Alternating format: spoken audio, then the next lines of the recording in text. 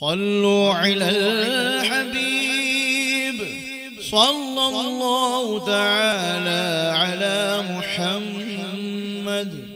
تبلیغ قرآن و سنت کی عالمگیر غیر سیاسی تحریک دعوت اسلامی کے اشاعتی ادارے مکتبۃ المدینہ کی جانب سے آپ کے لیے پیش خدمت ہے 64 صفحات پر مشتمل شیخ طریقت امیر اہل سنت دامت برکاتہم العالیہ کی مایہ ناز تالیف بنام امام حسین کی کرامات۔